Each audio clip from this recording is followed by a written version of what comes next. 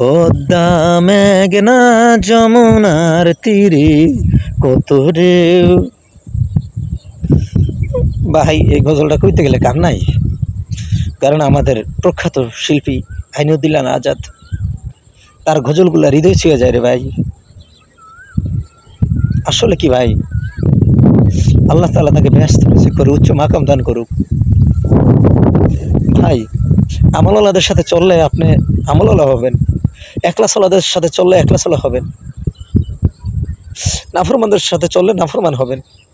আপনার এই সুন্দর একটা জিন্দেগি ভাই, কেন ভাই নাফরমানদের সাথে চলে নষ্ট করবেন? আল্লাহওয়ালা বাংলাদেশে অনেক আল্লাহওয়ালারা আছে, আল্লাহওয়ালাদের সহবতে যান, তাদের সাথে কিছু সময় দেন, আলেমুল আহমদের সাথে সময় দেন। আপনার জিন্দেগিটা ভাই যথেষ্ট সুন্দর হইব। আমরা এনে থাইকে কিছু বুঝি না রে ভাই। কারণ কি, আমরা তো দুনিয়ার মোহে পড়ে রয়েছি, কি নিয়ে খবরে যাবো ভাই? একটু মরণের কথা ভাইব দেখেন। আপনার আশেপাশে যে ভাই বেরাদারা আছে যারা মৃত্যুর যাত্রী, একটু হাসপাতালে বেডের দিকে তাকায় দেখেন, তারা কত কষ্টে আছে। আপনারে আমার আল্লাহ তাআলা সুস্থ রাখছে, আর এই সুস্থ শরীরে যদি আল্লাহর ইবাদত করতে না পারি ভাই, এই দুনিয়া থাইকে কী লাভ ভাই?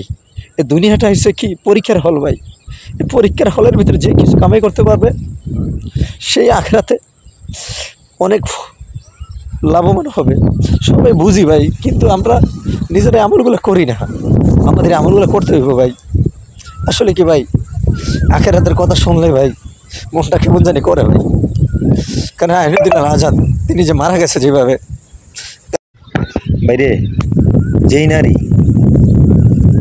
স্বামীর কথা শুনে, যেই নারী স্বামীর কথা শুনে তার মা বাবার সাথে সম্পর্ক ছিন্ন করে অথবা তার বাপ মায়ের কাছে না যায়, ঠিক আছে, ওই স্বামী ওই স্ত্রী সবচেয়ে উত্তম, ওই স্বামীর কাছে ভালো।